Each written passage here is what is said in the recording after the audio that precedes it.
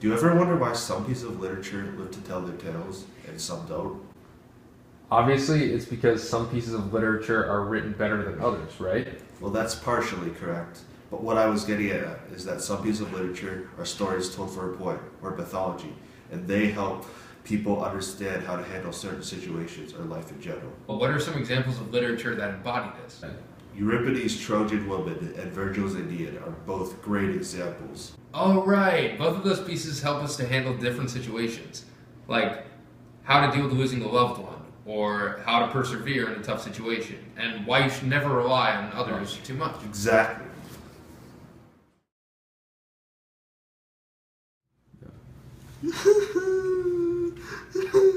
Why did it have to be this way? Yo, what's wrong, man?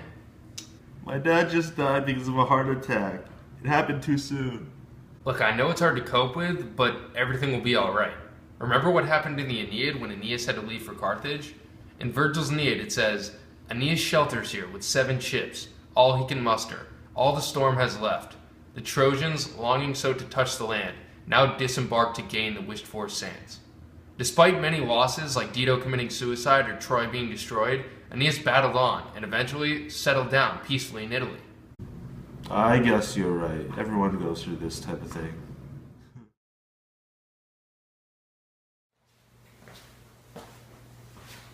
Damn, I just failed that OCHEM exam. My parents are gonna kill me. Now I'm gonna have to pursue my dreams of being a stand-up comedian and drop out of college.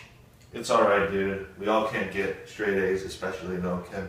Remember how the Trojans, led by Aeneas, persevered to Italy despite all the hardships they faced? That's the type of mindset we need to have.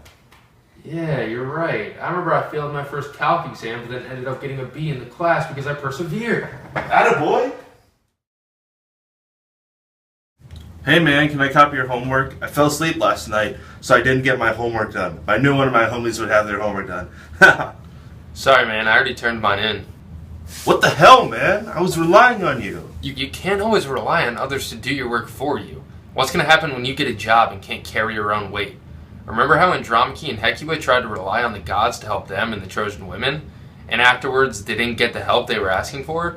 Near the end of the Trojan women, Hecuba says, "Now my trembling limbs tremble. Take me away to my life as a slave." That all happened because they relied on the gods to do everything for them. You're right. You should have done my homework. Sorry about that, man. It's all good. Just think about the Trojan women next time that kind of thing happens. As you've seen, myths are traditional stories told for a point.